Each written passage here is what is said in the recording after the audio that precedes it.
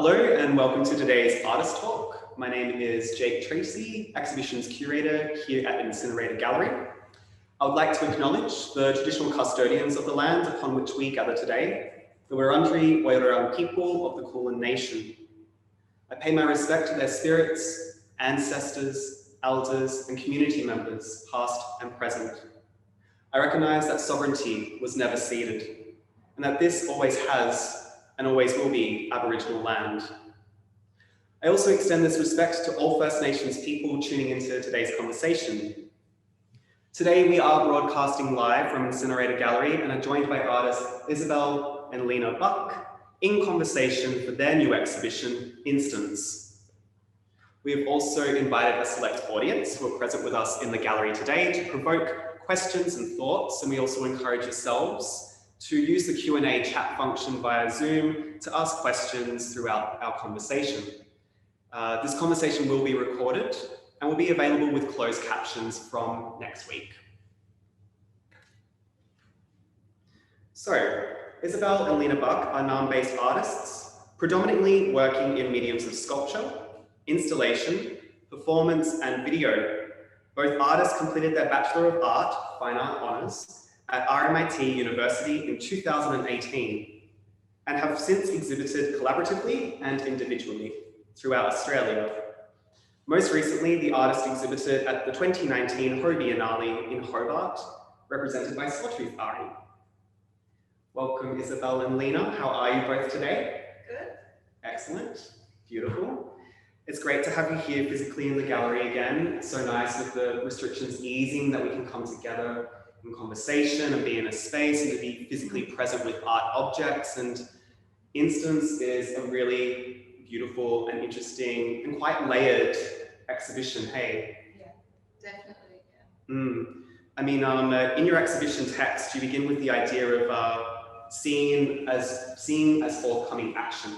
And in some notes that you provided me, you quote Nathaniel Stern, who's an artist and a writer, who speaks a lot about seeing as working through potential actions in his book, Interactive Art and Embodiment from 2013. And there's a quote that you've put forward through here that says, "Seeing always works this way, folding in the past, present, and possible futures of our actions and additional modes of perception." How do you think that this idea of seeing as forthcoming action ties into this exhibition? Well, for us, like that was definitely not even a starting point, but like we think about that, and in instance sort of like encourages the viewer to sort of like start seeing different actions with objects and spaces, and sort of change the way that you sort of negotiate with objects or navigate spaces. So giving people a visual or sort of seeing as an in way as to how you can newly approach like the space or the object in a way. Yeah, I think it's also the idea of seeing is it's always like your eyes are the first thing that interact with something, and then your body comes later.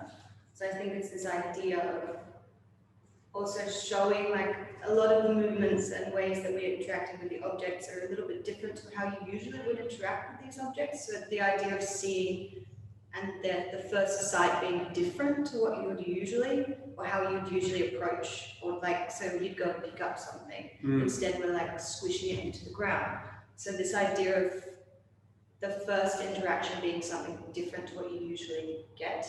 Also making like seeing like an event as well. Like seeing is sort of an event in itself, and it's sort of like seeing how you would potentially go forward in the way that you do things. So Instance kind of makes it sort of like a kind of an installation of a seeing or viewing event of forthcoming action, or like, yeah, just sort of presenting new ways of how you can propose like action or actions with materials.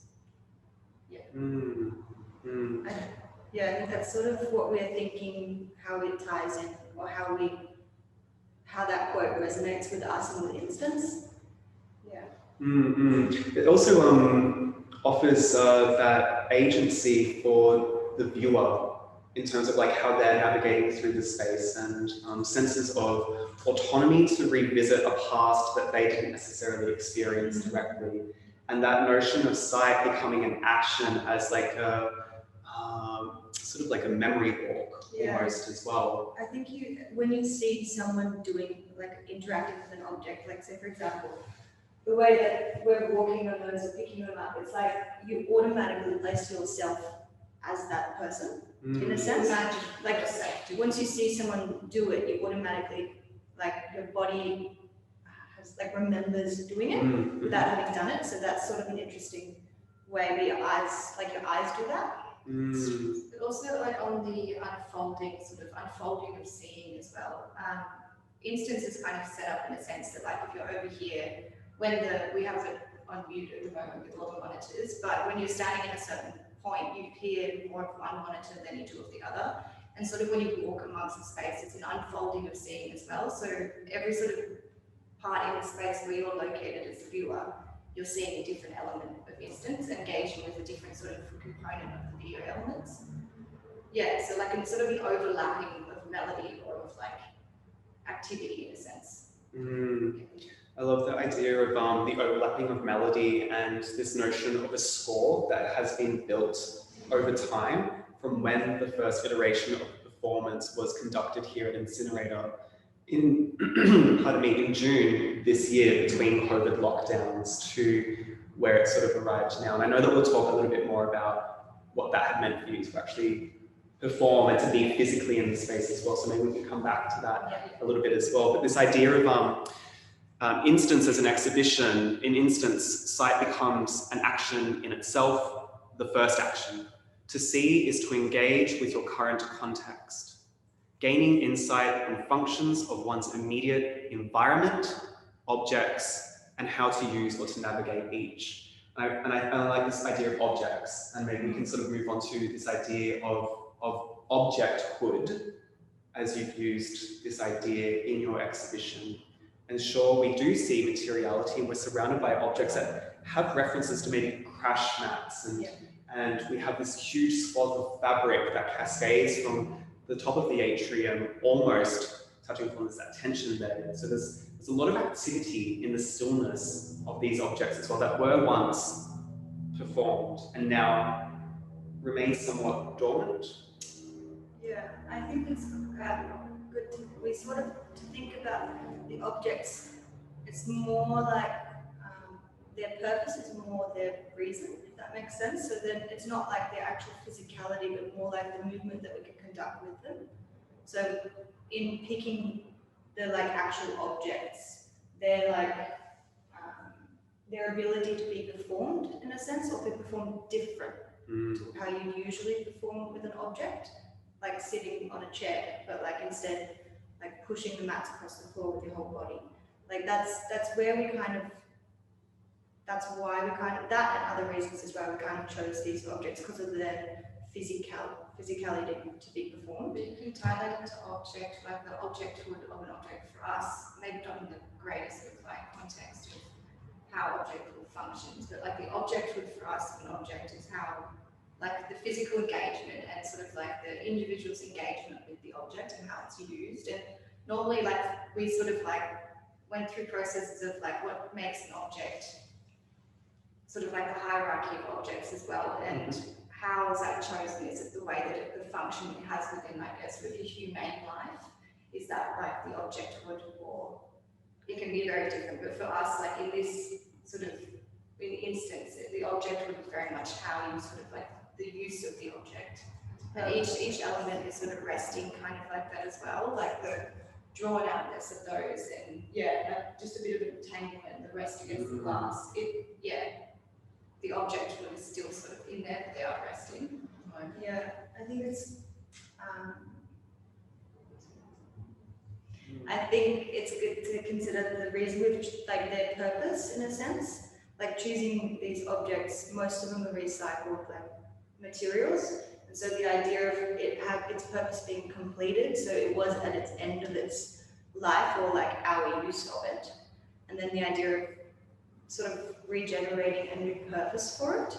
So that ties in with a lot about repetition in the exhibition, like the idea of a filmed past here and now it's here again, and these objects recycled. So it's like a continuous work in a sense. So they might have another work. Like it could just continue to They are build. sort of transitioning between objecthood, like transitioning between used as a form of function and then used as this function. And I think instance sort of shows that how objects go through this transitional state until they finally maybe no longer exist, but they're kind of continuously going through transitions of function, and you could say objecthood. So does the object sort of like hierarchy change as well through that sort of like timeline of its sort of life? Definitely. It's interesting to look at like now they're in a gallery space, like the way that they're presented before they were like at the tip. And this idea, does that mean a hierarchy change? Like is our use of them define their objecthood or their preciousness in a sense too? And how do you think that relates to space or site as well? I remember we were talking before we started recording just now that in your initial proposal to have this exhibition installed at Incinerator, you're thinking about the incinerator's history as a space for refuse to come and to be burnt and to be transformed. And, you know, I was saying that for me personally, there's something that's quite alchemical about that, because it's about learning, it's about knowledge attainment. And it's about seeing things in nuanced ways. This comes back to, you know, sight or seeing as like that action, you know, seeing things in nuanced ways and able to move into potential futures. Yeah, I think that it was definitely, we wanted to get them, like, acquire these objects in relation to the space. They like to have a connection, to have, almost in a sense, to kind of contrast the space. So this, like, no, these ones, they were, like, they would have been burnt into energy. Like, that's where they came from, and that would have been their path, and then to rechange their path. So that was nice to, like, we always wanted to do what we did with them, but it was great. Once we saw the application, we were like, okay, that's what we want to get. Like, they're the things we want to work with. The actual process, we always kind of knew what we were going to do with the filming and then bringing it back in, but it was nice to be able to add that element to the work. I mean, your practice as well is about, as you were saying before, is predominantly sculpture based, and you're talking about concrete, for instance, in your work and sculpture making. And how do you think that notions of objecthood or materiality in terms of the existing architecture informs the exhibition? I mean, a lot of the main two things in the exhibition is like the body, the environment, and the objects. So they're sort of equally as important to each other. The space, the size of the space, and the actual physical qualities of the space is what drew us to have the work be presented here. I think it kind of like, it can really extend the objects. So like the length of the material really shows its physicality. And the idea, like these guys are all lined up along the glass, all touch the top and kind of play on the architecture of the space. And then again, obviously the filming. So when all the, like the noises that, the banging of the sticks, all the noises that we make in the film highlights the actual space. It almost is an extension of your understanding of the objects. So the environment will let you hear like the clang. So it's like actual thickness of the wood. It's like if you relocate all this sort of like monitors and the objects outside or into a different context, you get a completely different view of them as well. Because generally, like the architecture will affect the sort of acoustics or the like processes, and it'll sort of just affect like the sound element, which is really, really important with it as well. So the space is really, really important in getting sort of drawing out the objects to the lengths they are, because it does have a sort of dramatic space. Like it is quite tall, the auditorium space, and like all the glass and everything. So it kind of like has that featured architecture, which is sort of what the objects are as well, and that repetition of they do have a lot of them at once. Like there's repetition in the objects film, and the space sort of like is quite exaggerate in a sense like that. Yeah, I think it enhances. So the exhibition's really it's tied together, threaded together with three main components, as we sort of alluded to at the start, and slowly moving through them. So we talk about objects, and then we talk about environment. And on environment, you've noted down that instance draws and extends elements of the space through the use of recorded video and performance, the sound of past moments, of performed actions, objects being dropped, pushed, stretched, and squished, extends the viewer's intuitive understanding of the volume, the architecture, and the space that they are in. I think that's to encapsulate what we were just talking about, environment and architecture there. And so it's sort of, we can go back to this if you want to talk more to it now, but that third element is body or performance or action or body as action. And this ties into what you were saying about rhythm and repetition, which I suppose there's two layers to this, right? So there's like the original performance that was made back in June this year, which is then re-encountered through the 4 monitors that are positioned throughout the gallery.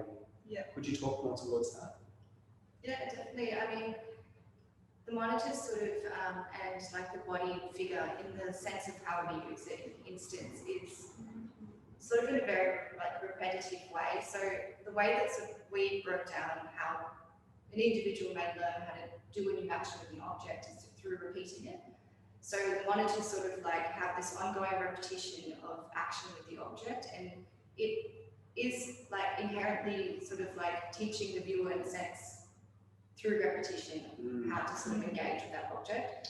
It's kind of an example of all the different sorts of ways you can engage with it that you would not initially use to approach it.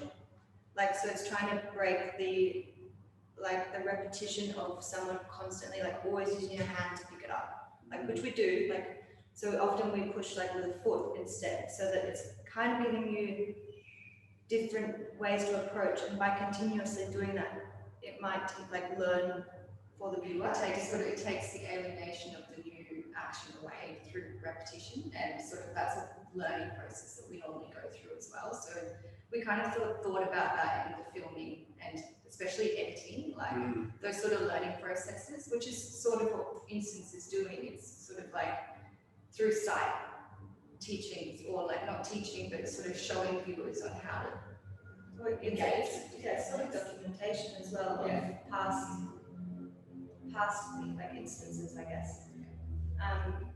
Yeah, I think I don't know.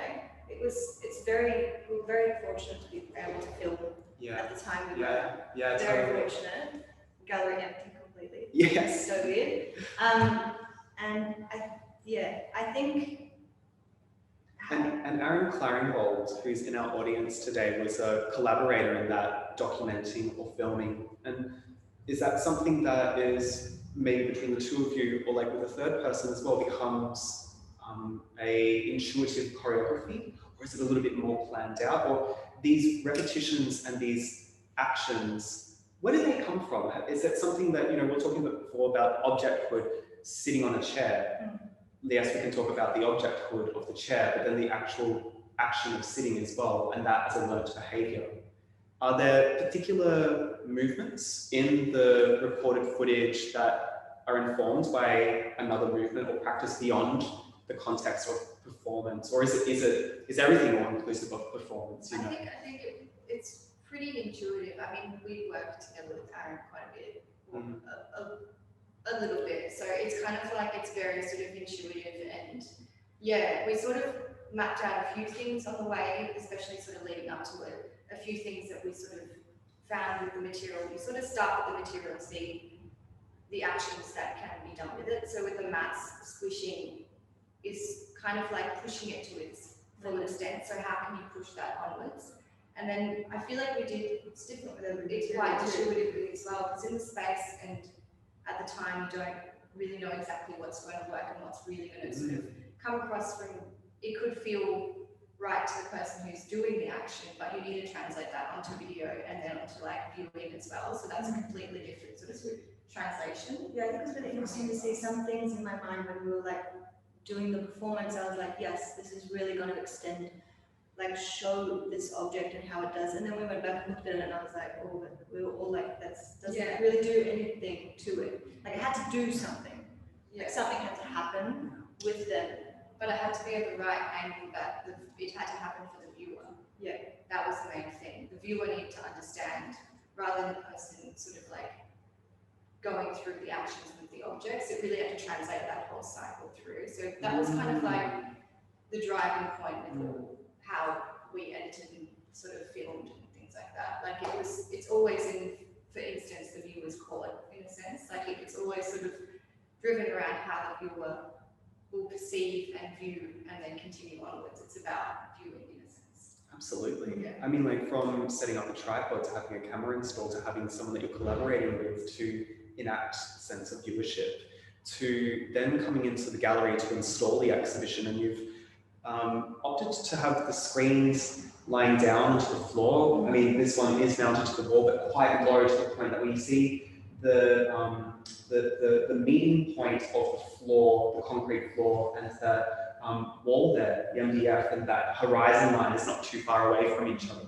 And you really invite the audience to quite move around and to lean over and to look through and between objects. Hey. Yeah, I think that was a plan at the very beginning, because if we're doing all these movements and interactions with them, we kind of want to prompt people to get into it. So in order to actually view the entire exhibition, you do have to move your body in a sense to like look over the screen.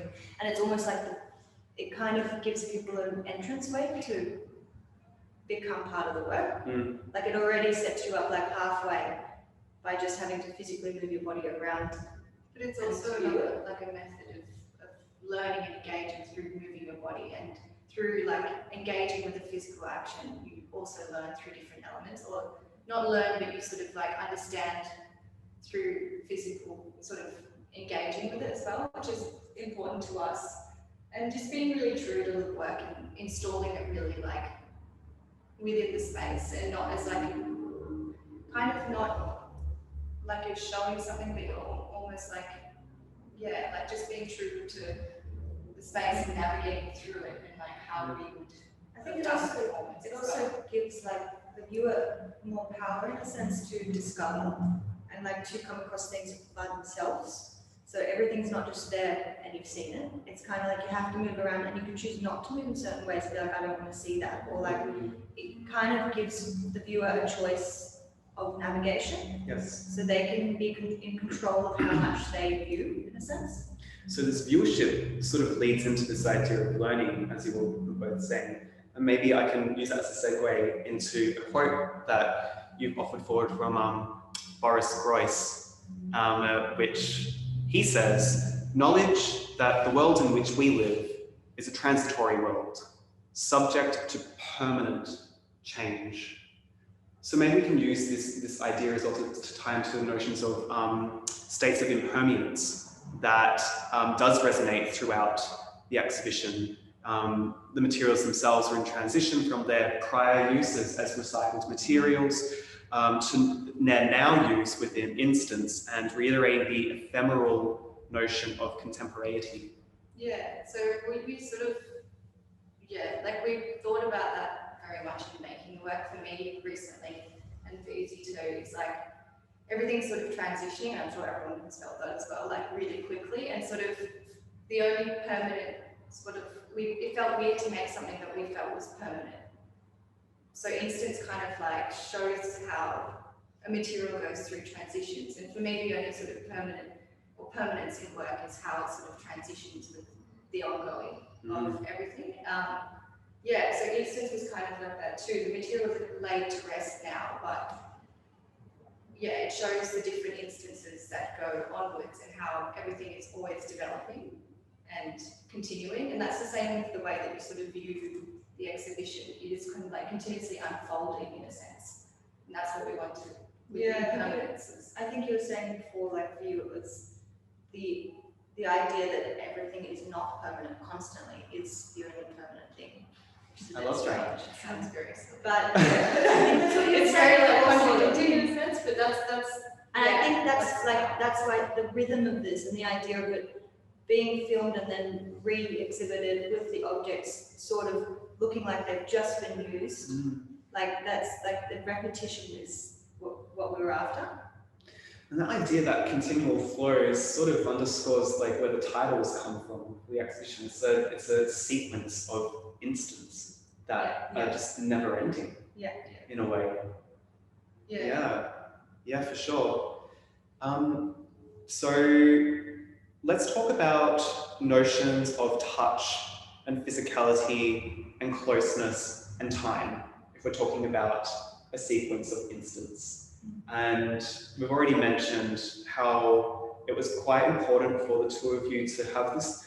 I mean, we didn't know back at the start of June, like, you know, the three of us were working towards this exhibition that we're going to have a lockdown that sort of suddenly lifted, right? Yeah. And then, you know, we're sort of like, hey, wait a minute, the gallery's empty and you're going to be having a show like in, you know, November, December this year. So let's move towards like maybe having some of it performed or recorded in this empty space. Can you talk towards the importance of physicality and closeness and touch that doesn't occur in this exhibition, maybe your practice more broadly or other practices that inform, that are influential upon yours? I think it's quite interesting to see, especially during the time when there's a lot of like 1.5, you know, just keep your own distance. And it's kind of, and then it's like the way that the exhibition is a lot, it basically grasps the idea that we navigate the world with our body first. Well, your mind obviously very much as well, but like it kind of the way we're using the touch and physicality as a tool to understand the objects. So it's quite like to work with it so much during a time that it's kind of like forbidden in a sense was very interesting. And especially to continuously come back to it. Like we were working on it a lot and just looking at all the videos, but then being like, you can't actually touch another person. So I don't know, it was a very interesting time to be working. It was, because it's such a driver in how like individuals sort of like how you navigate yourself through life and sort of to work with that element while it's really changing in your current context of living was kind of, it was really nice, but like it's also like it makes you very focused on the idea that it is really changing and it is something that is going to continue changing. But yeah, it's such an important on how we perceive things, which was good to approach in that time and now as well. Yeah, I think, you know, this idea that when COVID was really being spoken about through government bodies, that we all had to be very socially distant, something that caused much friction within myself. I'm like, no, we're being physically distant, but we're being very socially connected at all times. And I wonder if there's some sort of like emotional intelligence or wayfinding that, you know, also permeates through this exhibition or your practices, like the, we're talking about the mind, like moving your way through the world firstly through body and also with mind. Yeah. And emotionality is tied in with that. Yeah. Yeah, I think for the like we're using the body without the mind for this exhibition. Fairly a lot. It was more like it was a tool. Yeah. Like so it wasn't like as subjective as a body and you know like your body. It was kind of like a way of presenting or a tool in a sense to show the material. Yes. Which was interesting to think. I think it was, especially with COVID and everything, it was to disconnect it in a sense to make the body less of a subjective thing I think it was quite probably good, otherwise it could have gotten a bit upsetting, I don't know. Yeah.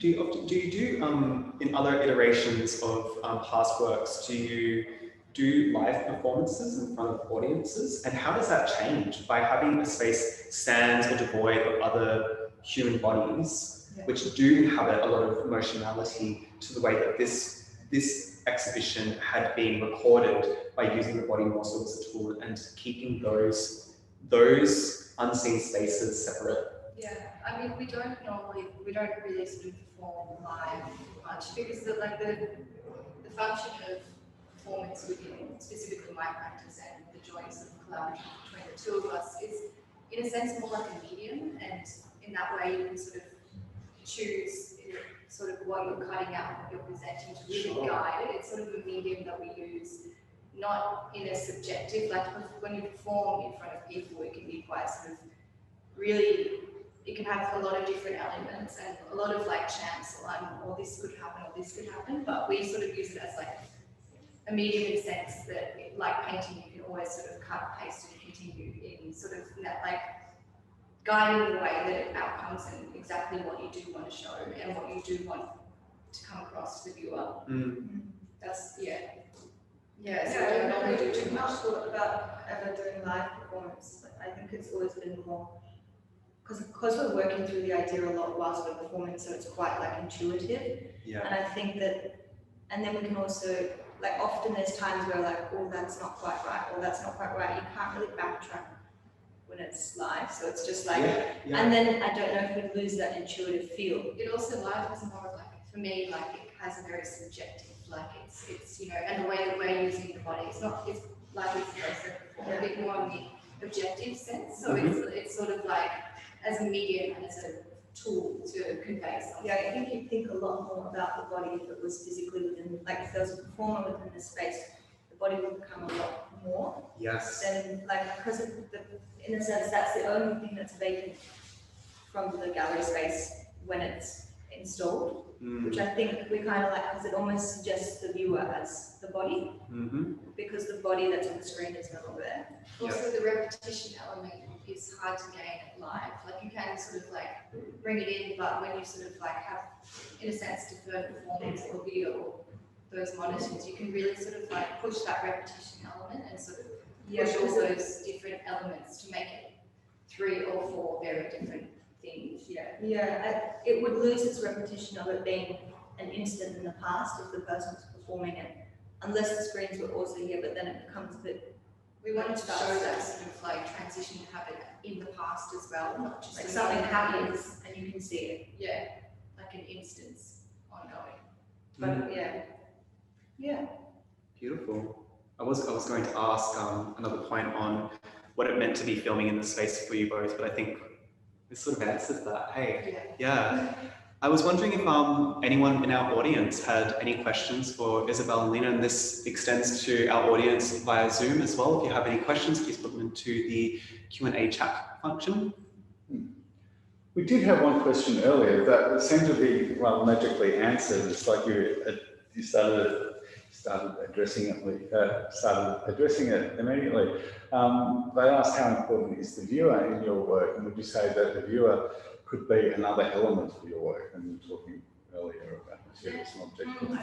I think pretty much what I was saying right now is that sort of, I understand like us not being physically performing, kind of the viewer is very important because there needs to be someone in a sense. They guide their unfolding of the work. So yeah, like we were talking about it earlier, it's how like the viewer, the instance is in the viewer's sort of like, we want the viewer to guide and have decisions in navigating as well. So performative, we were talking performance live before, sort of wouldn't have that choice for the viewer as much. We wanted that very much to be in the viewer's point. So it definitely could be the 4th element, which I think it's still the third, because when we say this, it covers 3 main elements, like the object, the environment, and the body. The body could reference our body performing, or also the viewer body. Yeah. So the body could be, like, because we're using the body as like a more of a object, like a tool, it means it could be anyone, essentially, because we all have that same function. Yeah, and I suppose the viewer's body as well is sort of more of that tool of wayfinding, and to reimagine the performativity and the tactility of these materials, which in a way still remain quite anonymous and ambiguous. Yeah, they suggest to certain like, They suggested materials, you know, like they but not quite. Yeah. So we did want that sort of like loose sort of, that could be that, and it could be a sense like a gym mat of sorts, but it isn't as well. So it shows its form of function, or its possible form of function as we know it, but also transitions into a new one at the same time. So it's kind of important to have those two equally there at the same time. Yeah, I think we're looking for things that we are did not completely recognizable, like not like a cup or something like that. So the actual function of it is pretty much gone, and it's left with just a form, rather than like something that you can recognize a bit more. Surely. I mean, like for the two of you as well, you were saying to me earlier this afternoon that when you would come to find these objects, you had that quite intimate period of time with them, of cleaning them. Yeah. And really getting to know senses of touch. This sort of goes back to our question about the importance of physicality and touch as well, especially considering that often when we come into contemporary art spaces or museum spaces, we're really discouraged for touch, which is such an important way in how we learn and experience the world otherwise. Yeah, I think we are very sort of, it was intentional but not intentional as well in the material elements we chose, and then it's sort of like we had an outcome of cleaning these for like 3 days in a row and scrubbing, and it was very sort of like laborious and cleaning and sort of getting all different smells and elements out of the material, which kind of like put us on the process of discovering the material as well physically, which was really sort of nice because that then instructed in the way in which we sort of formed them as well. So it was sort of a very natural process that went on with some unintentional elements to it, and the cleaning went longer, but it was definitely, like it helped. Yes, cleaning took a long time, but I think it was part of the process of giving them this new function, because if you get this thing that's come from like a tip and you clean it up and you're precious about it, it suddenly becomes like, it has like a whole different idea around it, like it's clean, it's in a gallery, so is it worth more valuable? Is that changing? Does that change its Yes. object, or the way that we treat it, in a sense? Like, that was quite interesting to come by, and I think it did help a lot. Yeah, cleaning them helped us a lot with how, like, what would be the best way to sort of move with the object. And often when you clean it, you really have to get in there, Yeah. and so it makes your body already physically connect with it in a sense like that. Yeah. I could imagine that would add new ways of engaging with the materials as well when you're performing intuitively within a space with them. Yeah, definitely. I was actually going to ask about objects and sort of cleaning. Like when you try and find them, do you have a particular like methodology? Are you looking for like a certain industry, or is it like wide? And you spoke about cleaning. Do you alter them in any other way? Should we repeat the question and the answer as well with that one? So we just had a question from one of our audience members talking about objects and methodologies of how they go about cleaning, or if they're transformed, and notions of industry where they're found. I would say, I mean, besides, we don't really, the criteria of, we did make, I wrote down a few notes of what we're looking for, like in a sense, can't look like anything else too much. It was really like simple. Has to have very good physicality, like something squishy or something pulley, or like a way that it can be quite not dramatic in a sense, the way that we work with it. Or can we, like, if it was just like a brick, it'd be fairly hard to like show its features in a sense. I think we also chose objects that we can definitely like transform their objecthood in its activity that we do with it. So like that was sort of what you were saying as well. But we never wanted to sort of add to them. We only added through the repetition of objects, or like the sort of like drawn outness of the object. We never really wanted to add, I think, to the objects too much or add any other elements. I think it's important to note there as well, like all of them, none of them are like mounted, or none of them are like displayed, like they're kind of just placed there. So we didn't even want to add anything extra with that, because we wanted just the whole, like the weight of it and the way that it sits to be how it is. I think also when we were collecting objects, it was important to get nothing that's similar to each other, to have like 4 different, very different materials to work with, so that we don't have overlapping of performance movements. So each video is very much like the body will be doing a different action, so you can't do the same action with 2 objects as much. Gotcha. I think that was quite important. Well, it's beautifully installed. It's really evocative.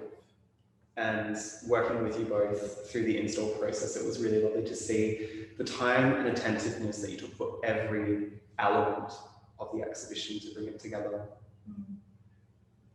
Any final questions or thoughts? Yeah, go for it. Do you guys think about ritual, or like, I guess you spoke about like really contextualizing these materials as we know them. But as I was listening to you and also identifying objects, it kind of is like a fuel for their own purpose, but also like a celebration of this new function. And maybe conveying through documentation, but also that these representations of living celebrated I guess so. always. I think celebrated is a really good, should we repeat that one? So we're talking about the idea of ritual, yeah. I think celebrated is a really great way to look at it. Like what you said, I think that's essentially what we're, like we're getting these things and celebrating their physicality and showing, I think, it's pretty. But ritual as well, because like rituals, they happen at the ending of events or the ending of a big event or the beginning of an event. And I guess that's what sort of ties in with this, like the event is that it's an ending and a beginning at the same time, and an instance that is going. So yeah, it could very well be a ritual of sorts. Yeah, I think that's quite on point with it. Nice. Aaron. Yeah, there's definitely a certain like gentleness, consideration and apprehension in the like, physical engagement that's really evident in the videos in Signal. I'm not sure if the audiences can. I wanted to ask about dance. Is dance something that you think about or consider in relation to your collaborative practice at all? Yeah, I mean, yeah, a lot of the works are definitely, because dance kind of like, it goes down the avenue of like the body is definitely very active, and like activity and dance sort of accentuates action. We think of it in that sort of sense, like dance is accentuating an action. So not so much dance as in, it is as its own entity, but in a way to accentuate actions within the videos. So, yeah. I think it could be quite interesting to look at it like a dance with the objects. Mm. Like that itself suggests like a dance is an event, and like it could be like instances are like dancings with objects. So like for example, if you're drinking a cup of water, are you dancing with the object or like? But I guess It is extending your body in a sense as well. So if you're drinking a cup of water, you're extending to fulfill an action with that. you're moving with it. Yeah. But yeah, I think it's less of a. I think dance will adds a lot more to it. I mean, like that's such a hugely poetic gesture to talk about drinking a cup of water as they dance with those materials, and there's something that's quite animistic towards that, not necessarily in your practice, but as like other modes of thinking, where it creates this de-hierarchical notion of humanness at the top of some sort of ladder, and it actually starts to bring things down to think about our relationships with things beyond our bodies and the world and nature and our environments. And there's something that's quite ecological about that sensibility of talking about dance. Yeah, I think that's the hierarchy is really something that resonates with me, especially like the way that we're quite gentle with the objects, even though they seem to be trash. Like the way that we approach in a different manner than other people would approach. Yeah, does that make the object higher? For us, I think it does. So we're kind of like stepping it up.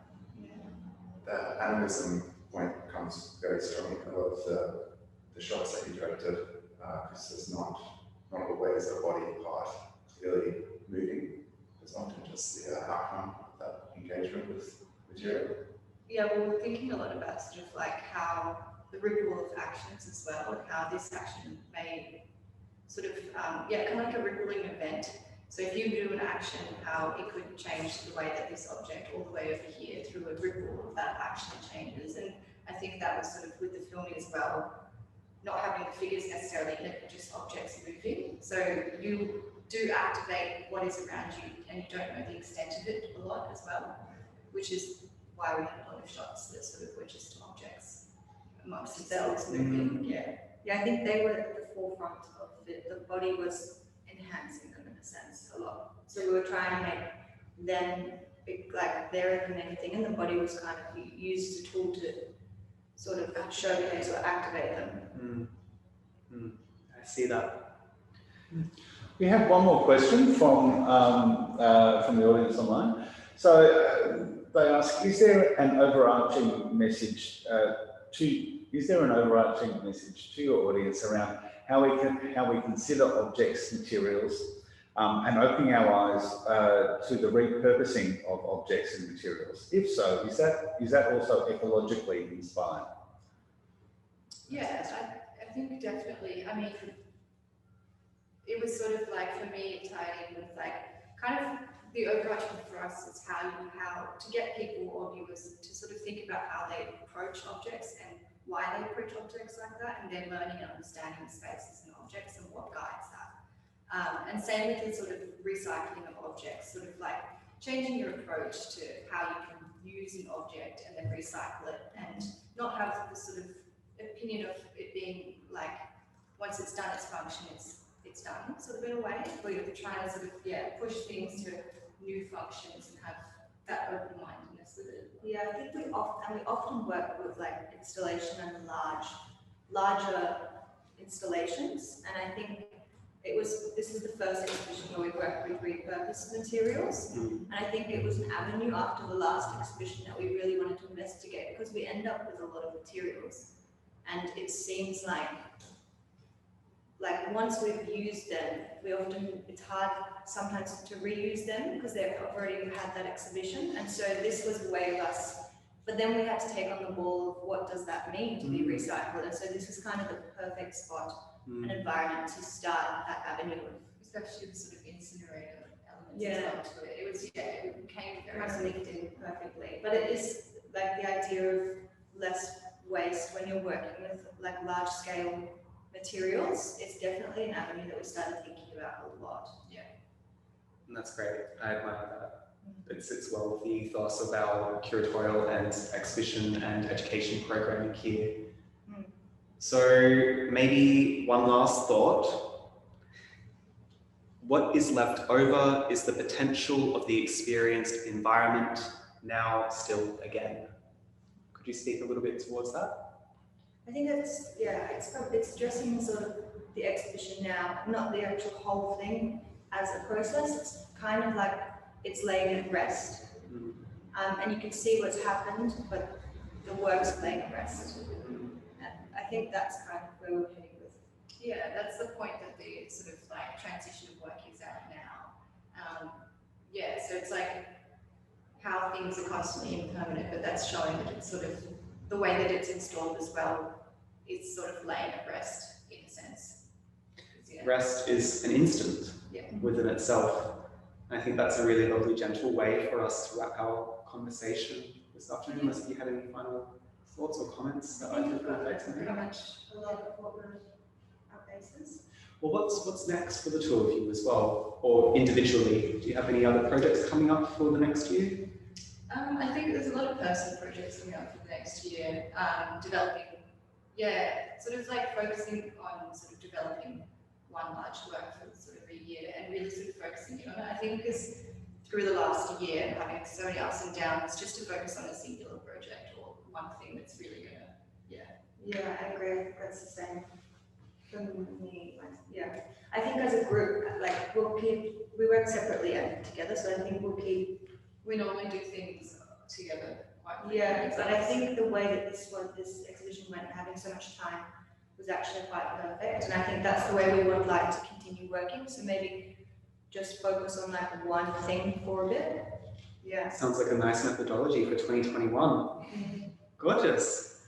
Well, thank you, Isabel and Lena. Thank you so much for your thoughts and your time and conversation this afternoon. And it's been excellent to learn more about your fascinating exhibition Instance, which is showing here at Incinerator Gallery until January 17, 2021.